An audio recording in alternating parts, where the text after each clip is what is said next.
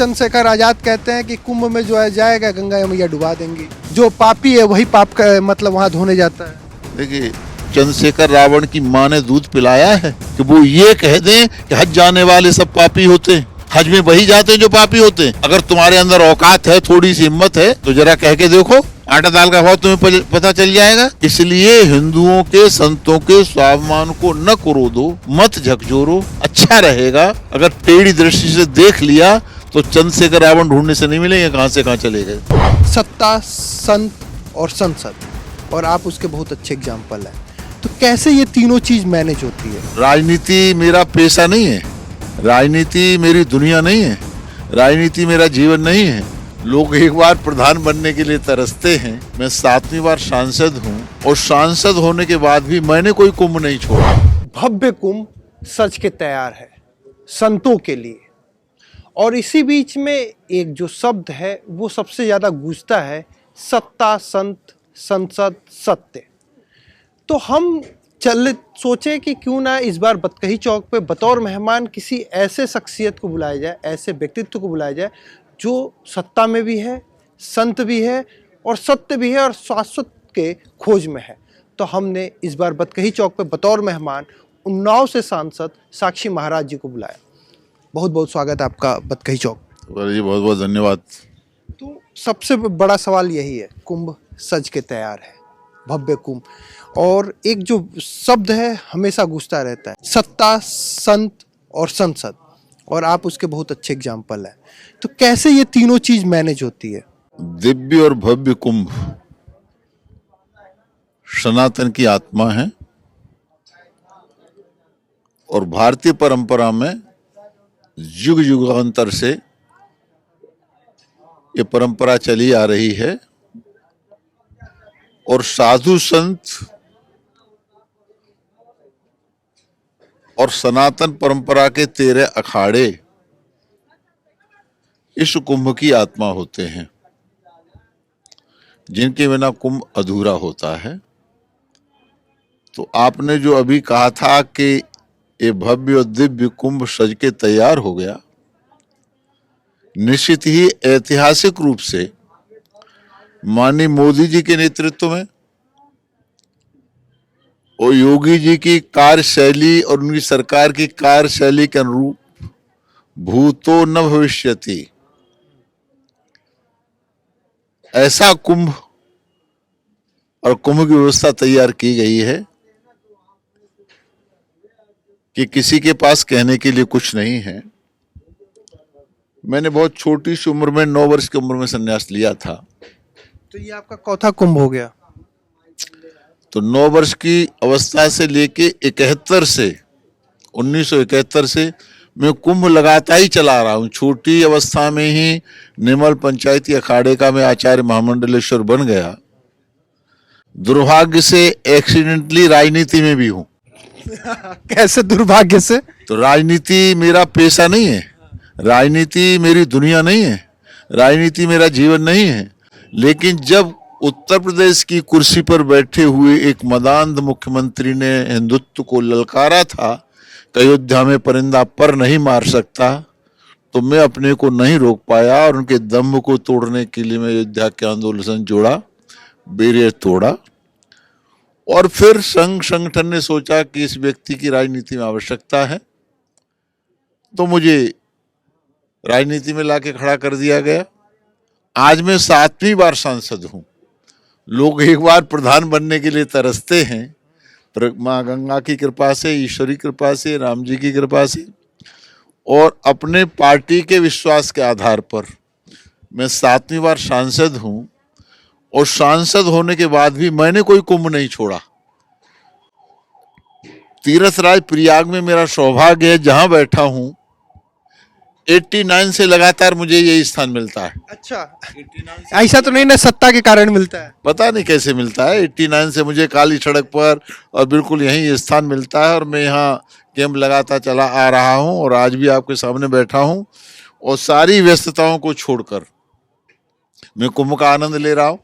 तो ये आप लगातार इस बार कुंभ में आते रहे 9 साल की अवस्था से, तो पहले कैसा कुंभ की तैयारियां होती थी और ये कुंभ की तैयारियां कैसी हैं? ये तैयारी अद्भुत है, भूतो न भविष्यति जैसी तैयारी है। मैंने तेरे का कुंभ भी शिविर यहाँ लगाया था, अखिलेश जी मुख्यमंत्री थे, और दुर्भाग्य से जो भारतीय संस्कृति, सनातन परंपरा, साधु परंपरा, वैदिक परंपरा को जीरो भी नहीं समझता था, ऐसे आजम खां को यहाँ की जिम्मेदारी दे दी गई थी। एक मुसलमान को।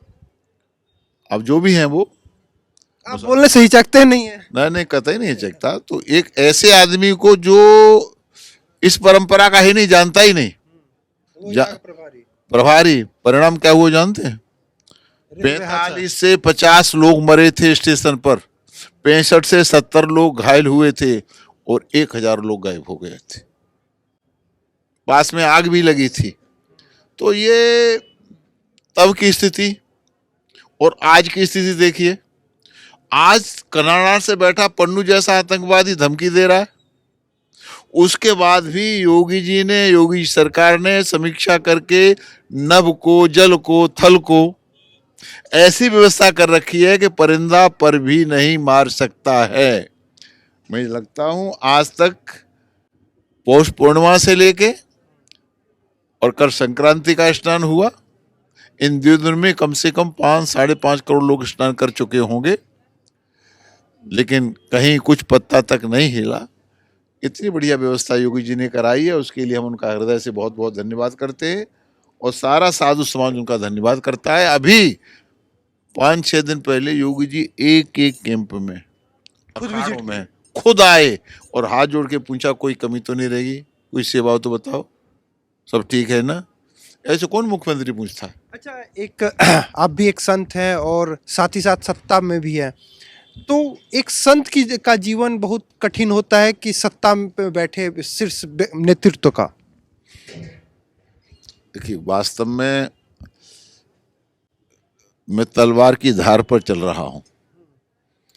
लगातार 7 बार से मेंबर पार्लियामेंट भी हूं, और हिंदुस्तान में इन्हें गिने 8-10 आचार्य महामंडलेश्वर हैं, जिसमें से मैं निर्मल पंचायत अखाड़े का आचार्य महामंडलेश्वर हूं।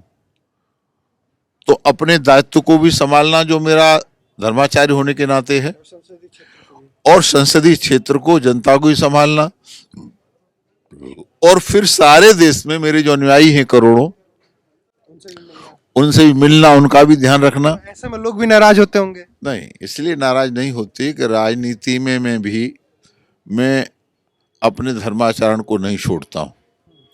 अगर मैं कहीं भाषण भी करता हूँ तो मेरे भाषण में वेद होता है, गीता होता है, रामायण होता है, भागवत होती है। उस बात से कई लोग को पेट में दर्द भी होता है। जिसे दर्द होता है उसे दर्द होता रहे, उसे हार्ट अटैक हो जाए तो मैं क्या करूं?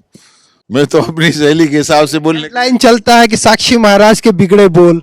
हाँ, साक्षी महाराज ने फिर दिया विवादित बयान, साक्षी महाराज के बिगड़े बोल। लेकिन मैं इसकी परवाह नहीं करता। स्वामी विवेकानंद जी कहा करते थे कि जमाना तुम्हें क्या कहता है इसकी परवाह मत करो, तुम्हारी आत्मा तुम्हें क्या कहती है जरा उस पर चिंतन करो। तो मैं अपने आत्मा की आवाज़ सुन करके जो सही होता है वही बोलता हूँ। आपको याद होगा, आपने अभी नया जीवन सुरव किया पत्रकारिता जगत में, जब हिंदुत्व को लेके, मंदिर को लेकर के इस हिंदुस्तान में ना के बराबर बोलने वाले लोग थे, और जहां कहीं मैं बोलता था वहीं मेरे खिलाफ एक FIR दर्ज हो जाती थी। चाहे मैं मेरठ में बोला, चाहे मैं दिल्ली में बोला, या मैं कहीं भी बोला, लेकिन मेरी जो भाषा थी, आज प्रधानमंत्री बोलते हैं, आज मुख्यमंत्री बोलते हैं, आज गृह मंत्री बोलते हैं। मैं लगता हूँ मेरा काम पूरा हो गया। आपने उत्तराधिकारी दे दिया। नहीं, मैंने उत्तराधिकारी नहीं दिया है, लेकिन ये पहले से छुपे हुए थे और इनको यही आके संभालना था। अगर मैं राजनीति में आकर के और ऐसे ही वापस चला जाता, अयोध्या का मंदिर न बनता, तो मेरी आत्मा मुझे माफ नहीं करती। अगर कश्मीर से धारा 370 समाप्त न होती तो मेरी आत्मा मुझे क्षमा नहीं करती। अगर बाबा विश्वनाथ का दरबार न सजा होता, बाबा केदारनाथ का दरबार न सजा होता, गौरक्षा के लिए जो जगह जगह गौशालाएं बन रही, ये काम न हुआ होता, तो मुझे लगता है कि मैं राजनीति में क्यों गया। अब उस की कृपा, इस देश को मोदी जी प्रधानमंत्री मिले, योगी जी मुख्यमंत्री मिले, और जिन जिन बिंदुओं को लेकर हम लोग राजनीति में आए थे लगभग पूरे कर चुके हैं। जो रह गए हैं आने वाले 5 साल में जरूर पूरा कर देंगे। अच्छा, उसी कड़ी में आपने ज्ञान व्यापी का जिक्र किया, लेकिन अभी कृष्ण जन्मभूमि अधूरा है। वो भी न्यायालय में विचाराधीन है। असल में हम लोग बाबा भीमराव अम्बेडकर के संविधान को मानने वाले हैं और संवैधानिक तरीके से यहाँ जो होगा वो स्वीकार होगा।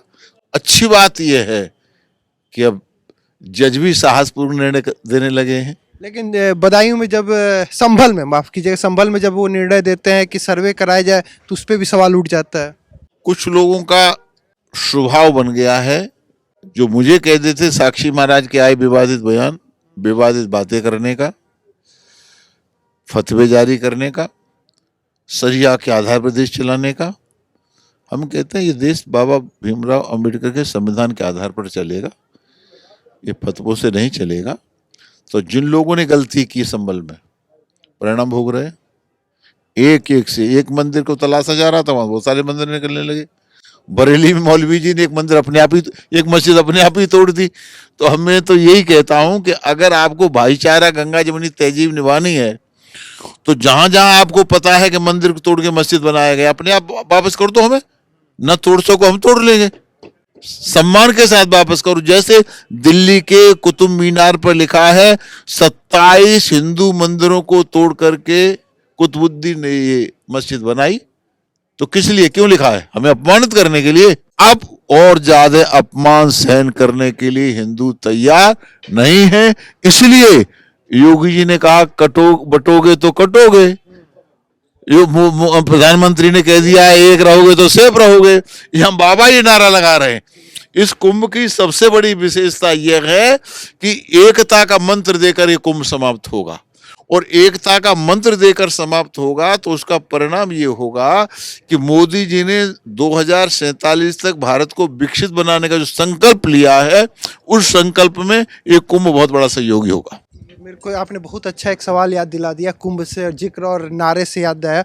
2012 में आप रहे थे, 2013 कुंभ, उसमें कुंभ खत्म होते होते संतों ने ही एक नारा दिया था कि अब दिल्ली के गद्दी पे पीएम मतलब मुख्यमंत्री मोदी जी को बैठाया जाए। उस समय गुजरात के मुख्यमंत्री थे, और अब संतों के अंदर से ही सुर निकल रहा है कि योगी जी को अब उस दिल्ली की कुर्सी बैठाया जाए।